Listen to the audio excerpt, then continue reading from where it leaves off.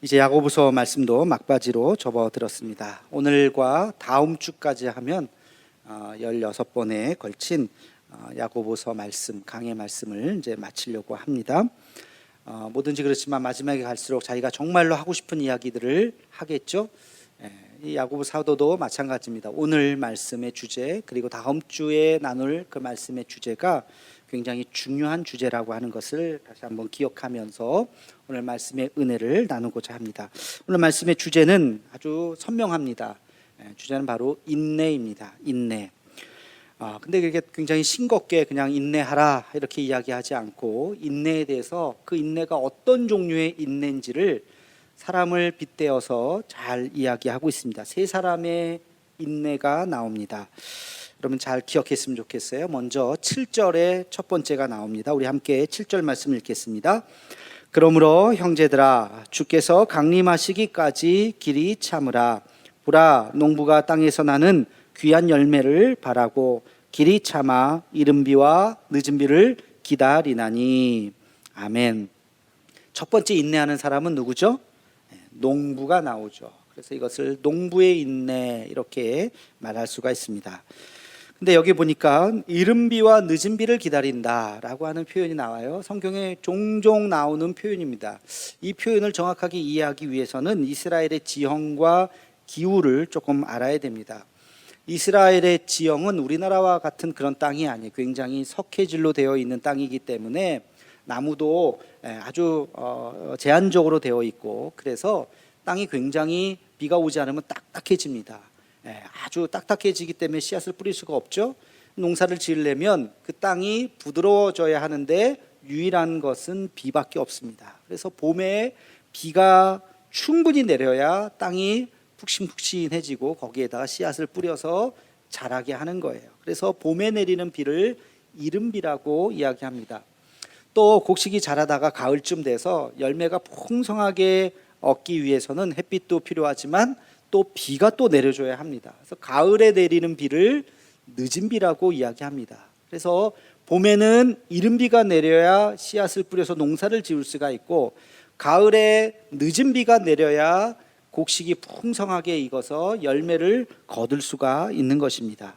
그래서 이 비라고 하는 것, 이른 비와 늦은 비가 이 성경의 곳곳에 나오게 되는데요. 이 비라고 하는 것은 사람의 힘으로 할 수 없는 거잖아요. 지금도 그렇죠. 지금도 어떻게 사람의 힘으로 억지로 비를 내리거나 멈추거나 할 수가 없는 것입니다. 그 당시는 오죽했겠습니까? 그래서 봄에 농사를 지어야 되는데 비가 오지 않으면 난리가 나는 거죠. 비가 오기를 간절히 기다리는 것, 이게 농부의 인내라고 하는 것입니다.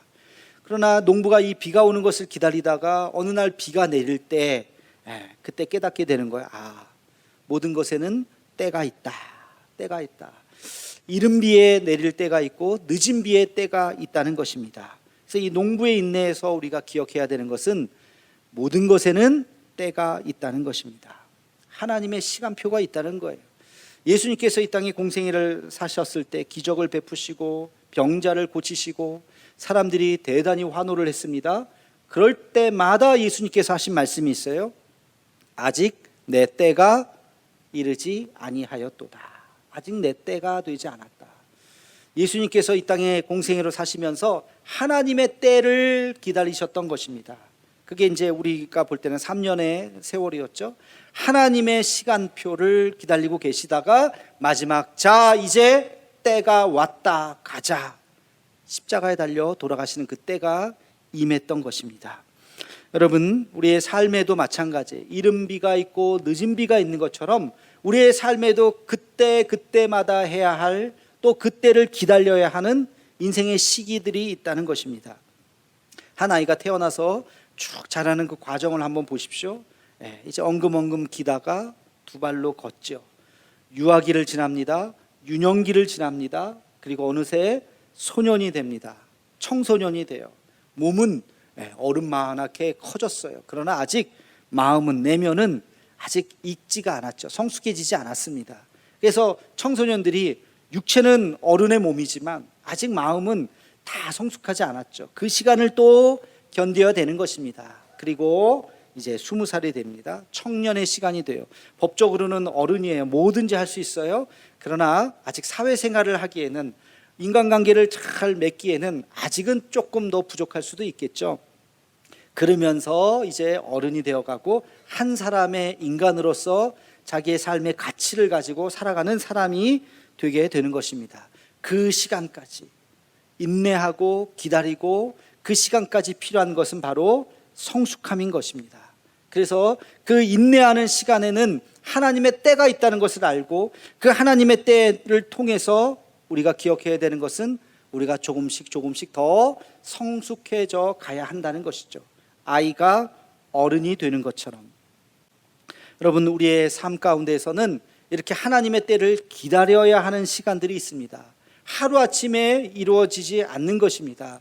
참고 인내하고 기다리고, 하나님의 때가 언제인가, 그리고 그 기다리는 동안 멍하니 가만히 있는 것이 아니라 내 자신의 내면을 채우고 더 성숙시키고 자기를 더 깊은 사람으로, 하나님의 사람으로 만들어가는 시간이 우리에게 필요한 것입니다.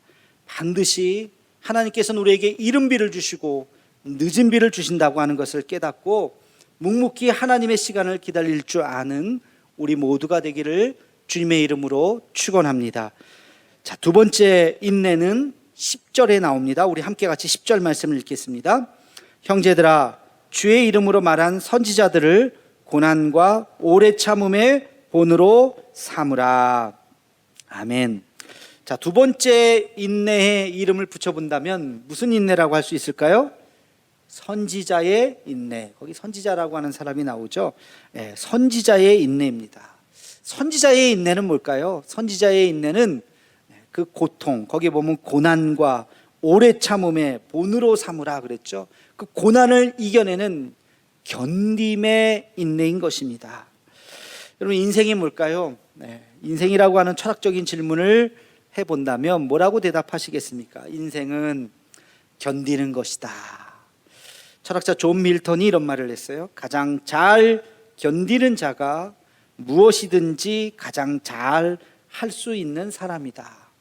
잘 견디는 자가 무엇이든지 할 수 있는 것이다. 이게 단순히 그냥 철학적인 말이 아니라 나름대로 인문학적인, 과학적으로 증명된 이야기입니다. 2016년도 최고의 책으로 호평받는 책이 한 권 있습니다. 우리나라 책으로도 번역이 돼서 굉장한 베스트셀러가 됐죠.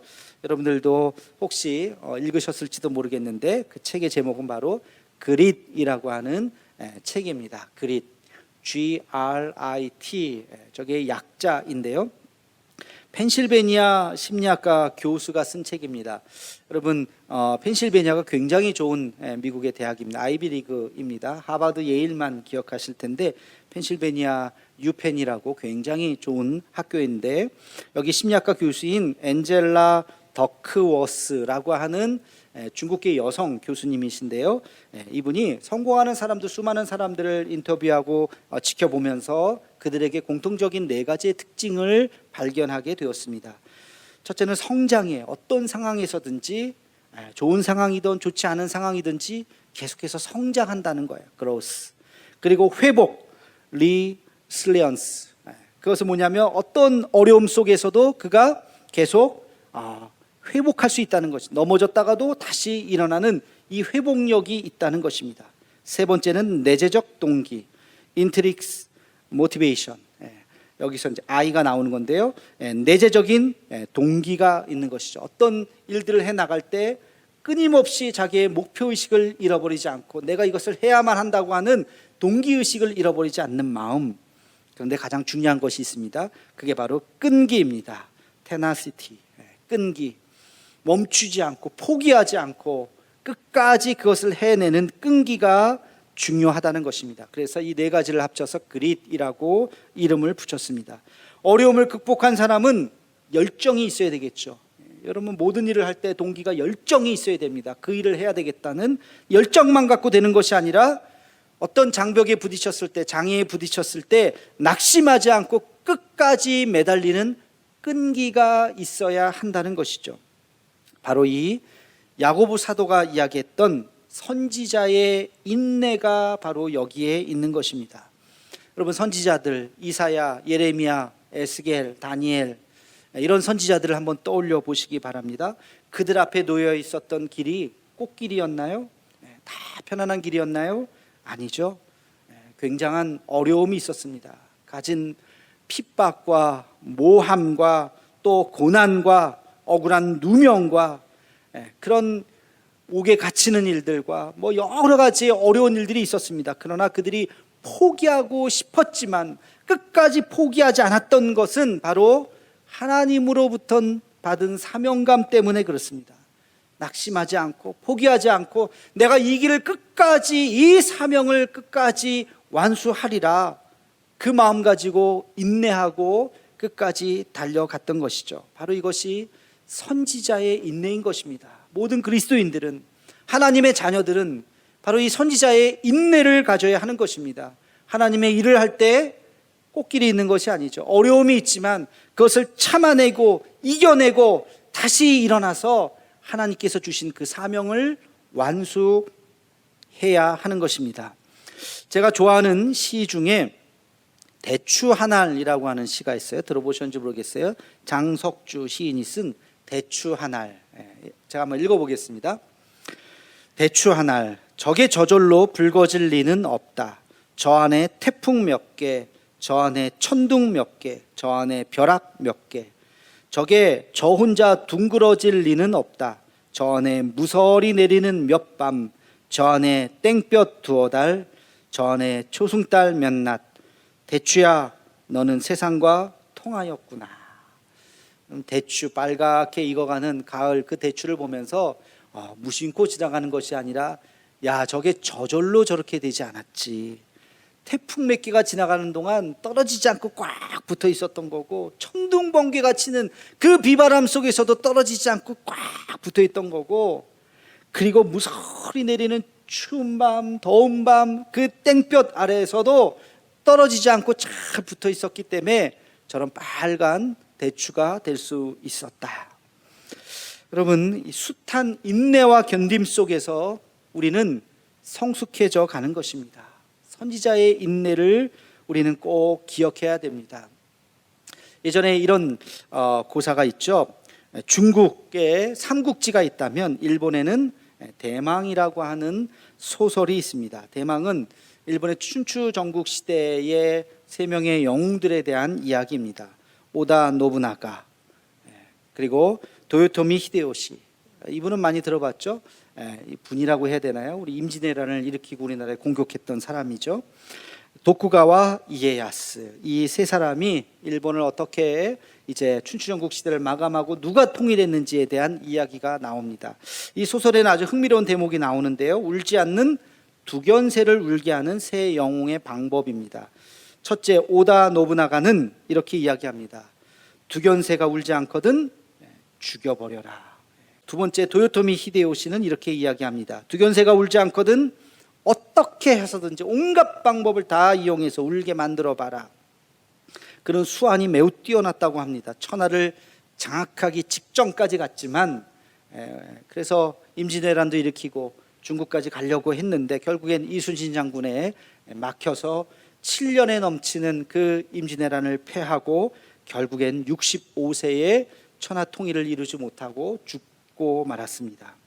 마지막 도쿠가와 이에야스, 그는 이렇게 이야기합니다. 두견새가 울지 않거든 울 때까지 기다려라. 결국엔 그가 천하를 통일했어요. 에도 막부 300년의 시대를 열었던 사람입니다. 일본 최고의 권력자가 되었습니다. 그의 나이 70세 때 70까지 기다렸던 거예요. 그리고 나서 그 에도 막부 메이지 유신이 오기까지 300년의 태평성대를 이루었던 것입니다. 여러분, 이것은 500년 전 이웃나라의 이야기가 아니라 우리 인간사, 우리 인간의 삶에 대한 이야기인 것입니다. 인내라고 하는 것은 우리의 삶에 반드시 필요한 것이요, 우리 신앙생활에서도 반드시 필요한 것입니다. 특별히 하나님의 사명을 받은 우리들, 그 사명을 이루기까지 모든 일들이 척척척척 되지 않는 거예요. 하나님께서 인내하게 하시고 멈추게 하시고 기다리게 하시고 그리고 무릎 꿇게 하시는 것입니다. 그 사명의 길을 마지막까지 감당했을 때 하나님의 뜻을 이룰 수가 있는 것이죠. 여러분 생각해 보십시오. 예수님께서 만약에 겟세마네 동산에서 기도하시다가 주여 이 잔을 내게서 옮기시옵소서, 내가 도저히 생각해도 이것까지는 못하겠습니다, 이거는 아니지 않습니까? 내가 여기까지는 순종하겠는데 이것은 도저히 안 될 것 같습니다 하고 만약에 십자가를 포기하셨다면 하나님의 역사는 일어나지 않았겠죠. 그러나 거기까지 십자가의 수치와 모욕과 고통과 그 아픔까지도 이겨내셨기 때문에 십자가라고 하는 구원의 역사가 완성되었던 것입니다. 여러분 선지자의 인내를 기억하시기 바랍니다. 하나님 앞에 부름받은 우리가 주님의 뜻을 이루기 위해서 끝까지 포기하지 않고 선지자의 인내로 승리하는 우리가 되기를 주님의 이름으로 축원합니다. 마지막 세 번째 인내는 11절에 나와 있습니다. 우리 함께 같이 읽겠습니다. 보라, 인내하는 자를 우리가 복되다 하나니 너희가 욥의 인내를 들었고 주께서 주신 결말을 보았거니와 주는 가장 자비하시고 긍휼히 여기시는 이신이라. 아멘. 세 번째 인내의 이름은 뭐라고 붙일 수 있을까요? 욥의 인내죠. 욥이라는 사람이 나옵니다. 여러분 욥이라는 사람만 생각해도 마음이 짠하죠. 그의 고통을 생각할 때 참 하나님이 어쩌다가 이렇게까지 하셨나. 그 참 욥기를 이야기란 쉽지 않습니다. 욥의 인내를 오늘 말씀에 비추어서 가만히 생각해 보면 한마디로 포장된 축복이다, 그렇게 말할 수 있어요. 욥기의 마지막은 포장된 축복이에요. 오늘 11절에도 그런 말씀을 하죠. 욥의 인내를 들었고 주께서 주신 결말을 보았거니와. 욥은 그 42장으로 되었는데 41장까지도 중요하지만 욥기에서 정말로 마지막 우리가 읽어야 되니까 마지막 42장이라는 거예요. 욥의 결말을 보았느냐, 욥이 어떻게 되었는지 아느냐. 여러분 욥의 결말이 뭔데 한번 좀 보겠습니다. 자, 그러면 욥이 처음에 어떤 모습이었는지를 한번 찾아봅시다. 욥기 1장 2절에서 3절 말씀입니다. 우리 함께 같이 읽겠습니다. 시작. 그에게 아들 7과 딸 3이 태어나니라. 그의 소유물은 양이 7,000마리요 낙타가 3,000마리요 소가 500결이요 암나귀가 500마리이며 종도 많이 있었으니 이 사람은 동방 사람 중에 가장 훌륭한 자라.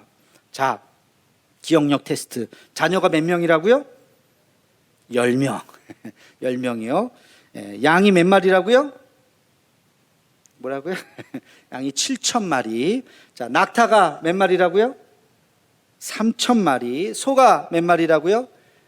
500결이. 암나귀가 500마리. 숫자를 잘 기억하세요. 7,000, 3,000, 500, 500.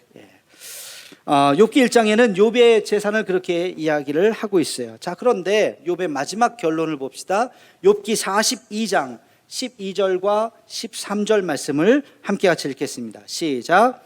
여호와께서 욥의 말년에 욥에게 처음보다 더 복을 주시니 그가 양 14,000과 낙타 6,000과 소 1,000결이와 암나귀 1,000을 두었고 또 아들 7과 딸 3을 두었으며. 자, 양이 몇 마리예요? 14,000. 아까 처음에 몇 마리였다고요? 7,000. 딱 2배가 됐죠. 낙타가 몇 마리에서 몇 마리가 됐어요? 3,000에서 6,000이 됐어요. 소는 500에서 1,000이 됐습니다. 암나귀는 500에서 1,000이 됐어요. 정확하게 2배예요. 그리고 자녀의 숫자는 물론 똑같지만 그러나 앞에는 나오지 않았던 자녀의 이름이 뒤에 새로 난 자식의 이름이 나옵니다. 딸들의 이름이 나와요. 여미마, 그시야, 게렌, 합북.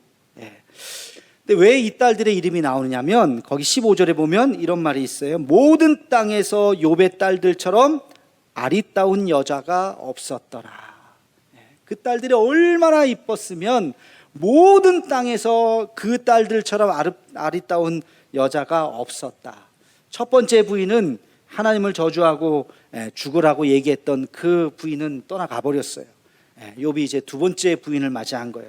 딸이 이렇게 이쁘니까 부인이 이쁘겠어요? 안 이쁘겠어요? 상상을 해보세요. 안 이쁘겠어요? 딸들이 이렇게 이쁘니까 새로 얻은 아마 부인은 엄청나게 또 미인이 아니었을까라고 추측을 해봅니다. 이 욥이요, 그 다음에 어떻게 됐는지 아십니까? 욥기 우리 16절과 17절 말씀을 함께 같이 읽어보겠습니다. 시작. 그 후에 욥이 140년을 살며 아들과 손자 4대를 보았고 욥이 늙어 나이가 차서 죽었더라. 몇 년을 더 살았다고요? 140년.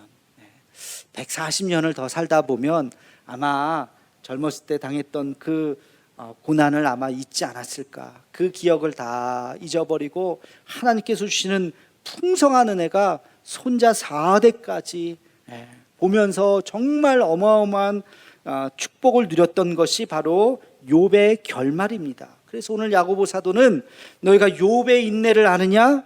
주께서 주신 결말을 보았느냐? 하나님께서 얼마나 자비하신지, 하나님께서 얼마나 긍휼히 여기시는지, 사랑이 많으신지를 기억하라는 것입니다. 그래서 욥의 인내는 포장된 축복이에요. 고난은 때때로 우리에게 포장된 축복으로 다가옵니다. 모든 생명은 알을 깨어야 생명이 태어나는 것이죠. 인간이 알에서 태어난 것은 아니지만 어머니의 뱃속에서 그 출산의 그 고통을 통해서 생명이 탄생하게 되는 것입니다. 알을 깨는 고통이 있어야 아름다운 위대한 생명이 이 땅에 드러나게 되는 것입니다. No pains, no gains라는 말 아시죠? 고통이 없으면 얻는 것이 없다. No cross, no crown 이라는 말도 있습니다. 십자가 없이는 면류관이 없다는 것입니다. 영광의 그 면류관을 얻기 위해서는 십자가를 통과해야 되는 것이죠. 여러분, 구약의 요셉, 애굽의 총리가 되었죠. 요셉이 노예로 애굽으로 팔려간 일이 없었다면 어떻게 애굽의 총리가 될 수 있었겠습니까? 모세 40년의 광야 생활이 있었습니다. 그 40년의 광야 생활이 없었다면 어떻게 모세가 이스라엘 백성들을 이끌고 위대한 지도자가 될 수 있었겠습니까? 다윗이 사울을 피해서 도망다닌 10년의 세월이 있었죠. 그 세월이 없었다면 어떻게 시편이 쓰여졌고 어떻게 하나님 앞에서 무릎 꿇었던 다윗이 만들어질 수 있었겠습니까? 고난은 포장된 축복입니다. 고난을 통해서 우리의 삶이 더 빛나게 되는 것입니다. 여러분, 진주조개 아시죠? 모든 조개가 다 진주가 있는 것이 아니에요. 그 상처를 보듬어 안고 끌어안고 그랬을 때 그 몸에서 탄생하는 것이 바로 진주인 것입니다.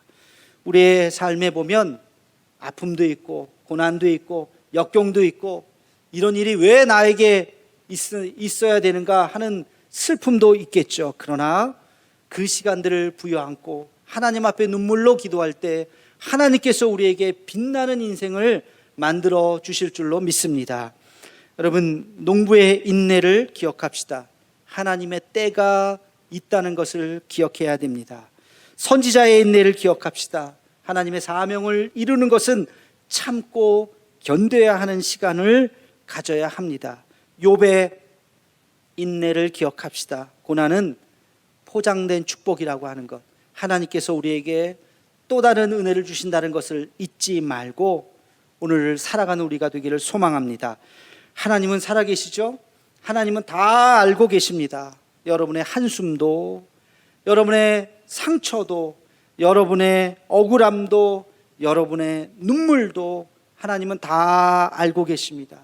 우리가 눈물로 하나님 앞에 기도할 때 하나님께서는 우리에게 놀라운 은혜를 허락해 주실 것입니다. 이 시간 하나님 앞에 날마다 기도하며 갑절의 은혜를 구하며 믿음으로 승리하는 우리 모두가 되기를 주님의 이름으로 축원합니다.